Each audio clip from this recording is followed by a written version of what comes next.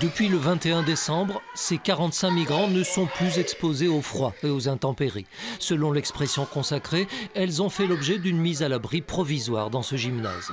On se doute pourtant que tout n'est pas devenu idéal. Chaque semaine, le collectif du parking Monnier, qui continue de les soutenir, fait le point sur leurs conditions de vie.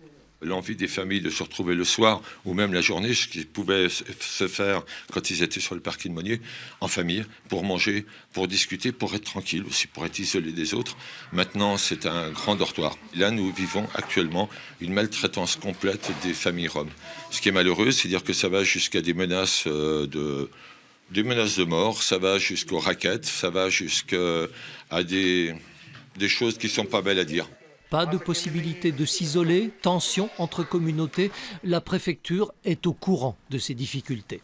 Nous avons confié la gestion du gymnase à un opérateur de l'État, à Dema, pour non pas organiser les repas, non pas pour organiser la vie en communauté, mais pour réguler les relations entre les communautés. Donc il y a des tensions, vous avez raison, mais elles sont régulées par cet opérateur et si besoin, il est fait appel au service de police si des bagarres devaient éclater.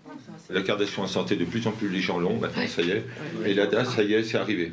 Enfin, une bonne nouvelle. L'ADA, c'est l'aide aux demandeurs d'asile qui s'enclenche après l'enregistrement de leur dossier. Une démarche qu'ils n'ont pu faire, rappelons-le, qu'après plusieurs mois de présence à Mâcon et une injonction du tribunal administratif au préfet.